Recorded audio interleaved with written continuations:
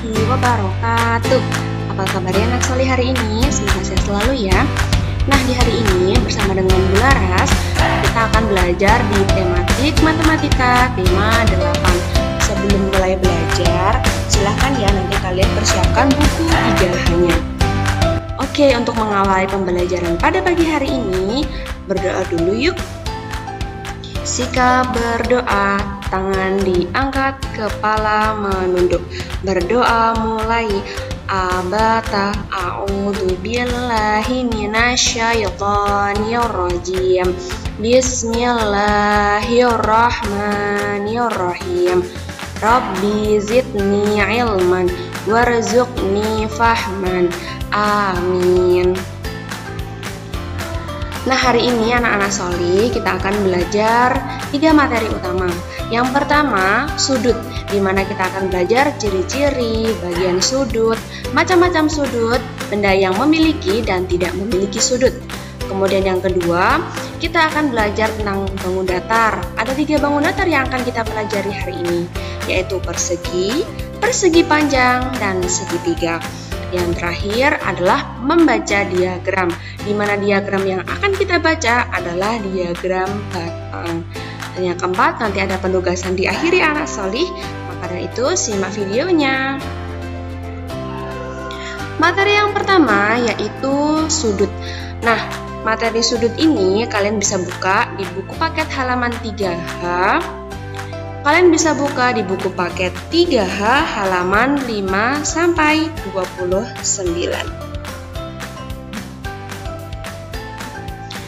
Sudut. Apa sih yang dimaksud dengan sudut? Sudut adalah daerah pertemuan 2 garis. Titik pertemuan 2 garis tersebut dinamakan titik sudut.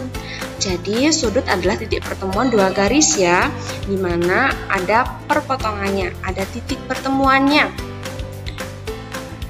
Nah, di sini Bu Laras akan berikan contoh garis yang membentuk sudut dan yang tidak membentuk sudut.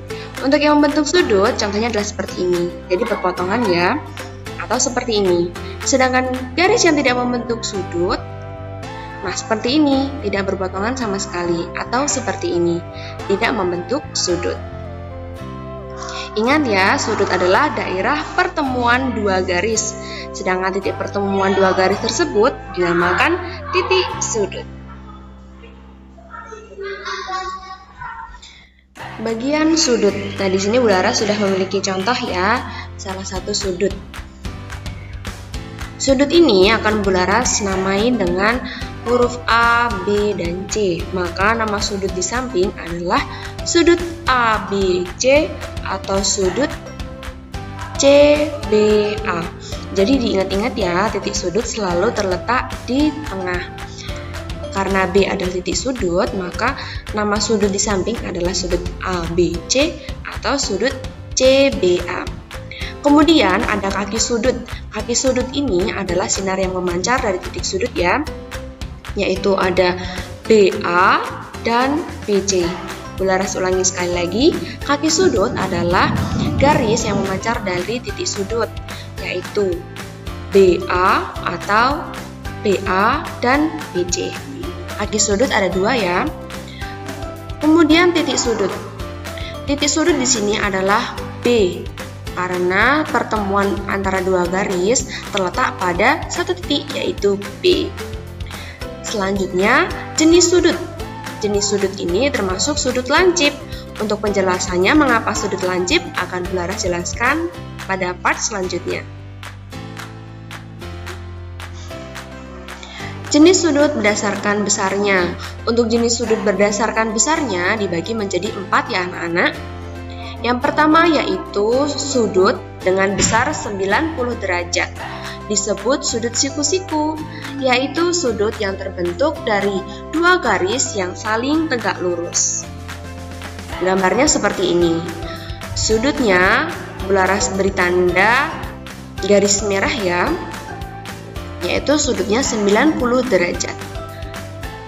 Selanjutnya sudut yang besarnya kurang dari 90 derajat dinamakan sudut lancip, yaitu sudut yang lebih kecil dari sudut siku-siku. Untuk gambarnya seperti ini. Nah, garis merah itu adalah sudut-sudutnya. Dinamakan sudut lancip. Yang ketiga, yaitu sudut yang besarnya lebih dari 90 derajat. Dinamakan sudut tumpul. Gambarnya seperti ini.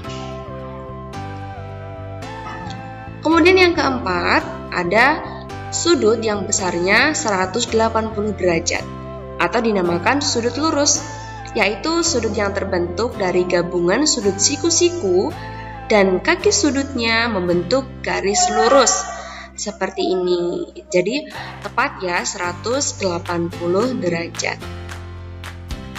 Nah, anak soleh perlu kalian ketahui, untuk menentukan jenis sudut, kalian dapat membandingkannya dengan sudut siku-siku. Sudut siku-siku digambarkan oleh garis putus-putus merah ya. Kalau sudut lancip lebih kecil dari garis merah, sedangkan sudut tumpul lebih besar dari garis merah, seperti yang ada pada layar kalian. Ingat-ingat ya, sudut lancip dan sudut tumpul. Kemudian yang menjadi patokan adalah sudut siku-siku.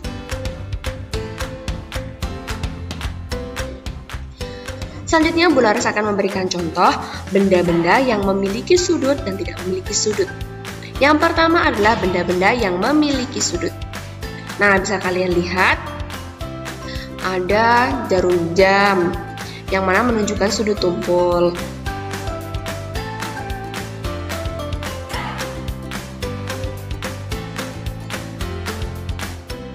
Jendela yang membentuk sudut siku-siku, ujung kursi yang membentuk sudut siku-siku, kemudian bekas potongan kue yang membentuk sudut lancip, ujung buku tulis yang membentuk sudut siku-siku, dan ujung pintu yang menunjukkan sudut siku-siku. Selanjutnya, untuk benda yang tidak memiliki sudut biasanya digambarkan oleh benda-benda yang berbentuk lingkaran atau permukaannya lingkaran, seperti permukaan pada jelengan. Ini berbentuk lingkaran, maka dia disebut tidak memiliki sudut.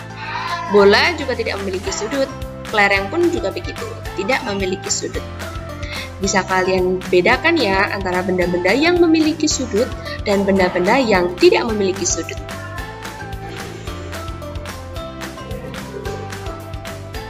Kita masuk materi yang kedua, yaitu bangun datar.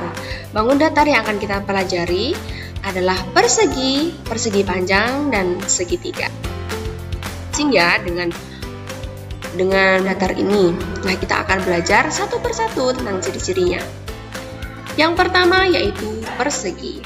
Di sini Bu Laras sudah menggambarkan ada persegi yang Bu Laras beri nama A, B, C, dan D. Ciri-cirinya ada 3. Yang pertama, persegi ini memiliki 4 sisi, yaitu sisi AB, BC, CD, dan DA. Kemudian, persegi ini juga memiliki sisi yang sama panjang, yang mana AB sama dengan BC, BC sama dengan CD, CD sama dengan DA. 4 sisinya semuanya sama. Kemudian, ciri-ciri yang ketiga yaitu persegi memiliki 4 sudut yang sama besar, yaitu sudut siku-siku.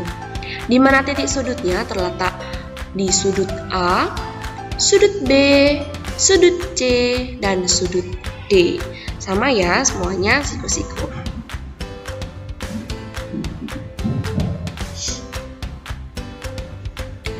Kemudian bangun yang kedua yaitu persegi panjang.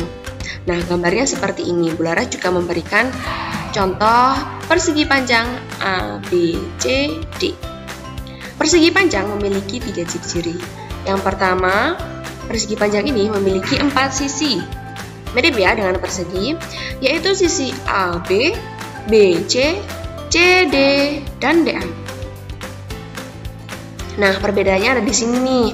Kalau persegi panjang ini memiliki 2 pasang sisi yang masing-masing sama panjang, yang mana AD sama dengan BC dan AB sama dengan CD.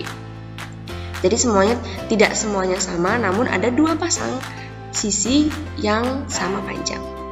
Kemudian persegi panjang juga memiliki 4 sudut yang sama besar, yaitu sudut siku-siku, di mana terletak di sudut A, sudut B, sudut C, dan sudut D.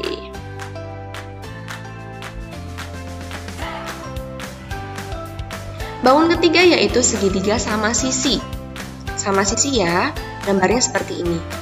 Bularas beri nama segitiga A, B, C. 3 ciri-ciri khusus dari segitiga sama sisi ini yaitu yang pertama, memiliki 3 sisi, yaitu AB, BC, dan CA.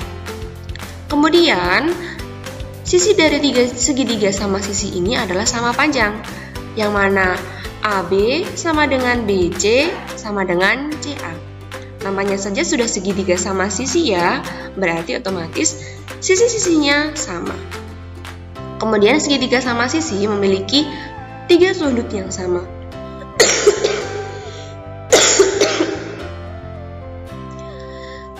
Segitiga sama sisi memiliki 3 sudut yang sama besar, yaitu sudut lancip, di mana terletak pada sudut A, sudut B, dan sudut C.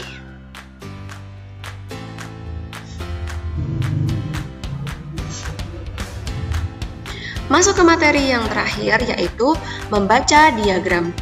Diagram yang akan kita baca di sini adalah diagram batang. Nah, Bularas ada contoh soal nih. Pembina pramuka memberi tugas untuk mengamati keadaan lalu lintas di sekitar sekolah. Berikut laporannya. Ada 3 nomor, di mana jenis kendaraannya ada mobil, motor, dan kendaraan angkutan umum. Banyak kendaraan yang lewat. Mobil, ada 3 mobil. Kemudian untuk jenis kendaraan motor, ada 8 motor. Sedangkan jenis angkutan, ada 6 kendaraan. Nah, tugas kita adalah membuat laporan di atas, disajikan dalam bentuk diagram. Bagaimana ya? Nah, mula-mula kalian buat tabel seperti yang ada pada layar kalian. Pada kolom pertama di sebelah paling kiri, di situ Bularas beri angka 1 sampai 10, yaitu yang nantinya akan digunakan banyak bilangan. Kemudian ada gambar mobil, gambar sepeda motor, dan gambar angkutan. Mobil. Banyak mobil yang lewat, ada 3, maka kita sesuaikan. Kita beri warna 3 ke atas. Selanjutnya, untuk jenis kendaraan motor, ada 8, maka kita beri warna dari kolom pertama sampai ke 8. Nah, seperti ini. Selanjutnya, untuk mobil angkutan, ada 6. Sama, kita beri warna dari kolom 1 sampai 6. Seperti ini. Nah, lebih mudah mana membacanya? Tabel yang Bularas buat disebut dengan diagram. Fungsi diagram adalah mempermudah untuk menyajikan data. Selain mempermudah menyajikan data, pembaca juga akan lebih mudah karena berbentuk gambar-gambar. Oke. Langsung kita contoh ya, amati dan jawablah pertanyaan sesuai dengan grafik di bawah ini. Di lapangan sudah banyak anak yang bermain. Ada anak yang bermain bola, lompat tali, dan layang-layang. Disajikan dalam diagram di bawah ini. Untuk anak-anak yang bermain bola, ada 10 anak. Untuk permainan lompat tali dimainkan oleh 5 anak, dan permainan layang-layang dimainkan oleh 7 anak. Nah, pertanyaan pertama, berapakah banyak anak yang bermain lompat tali? Nah, kita bisa lihat ya, di kolom lompat tali ada 5 anak. Ya. Kemudian nomor 2, yuk kita coba jawab bersama-sama. Berapakah anak yang bermain layang-layang? Kita lihat di kolom layang-layang yang berwarna kuning. Ada berapa itu? Iya, 7. Selanjutnya, berapakah banyak seluruh anak yang bermain di lapangan? Jika ditanyakan seluruh anak, maka dijumlah ya dari anak yang memainkan permainan bola, yang memainkan lompat tali, dan yang memainkan permainan layang-layang. Kita jumlahkan 10 ditambah 5 ditambah 7 sama dengan 22 anak. Nomor 4. Berapakah selisih banyak anak yang bermain bola dan layang-layang? Selisih adalah pengurangan ya anak-anak. Jadi permainan bola dikurangi permainan layang-layang. Permainan bola berapa? Iya, 10. 10 dikurangi 7 sama dengan 3. Kemudian soal nomor 5. Permainan apa yang paling banyak dimainkan? Nah, ditanyakan permainan apa yang paling banyak, maka kita lihat tabel yang paling tinggi. Permainan apa anak-anak? Iya, betul, bermain bola. Kemudian yang keenam, permainan apa yang paling sedikit dimainkan? Ya, yang tabelnya paling rendah, yaitu lompat tali sebanyak 5 anak. Silahkan kalian cermati terlebih dahulu ya.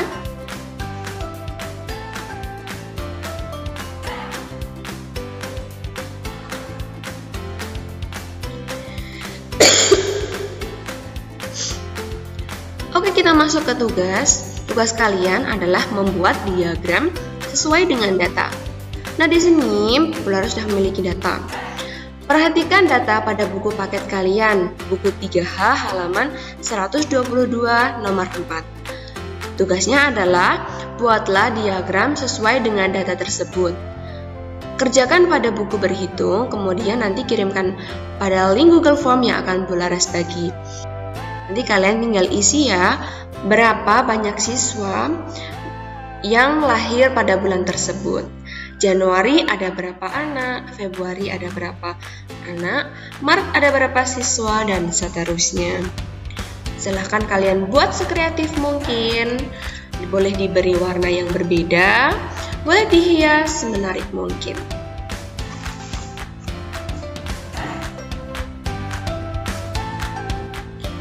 Alhamdulillahirrabbilalamin, kita telah usai belajar di tema 8, subtema 1 sampai 4 pada hari ini, yang mana merupakan tema terakhir sebelum kita melaksanakan penilaian akhir tahun ya anak solih.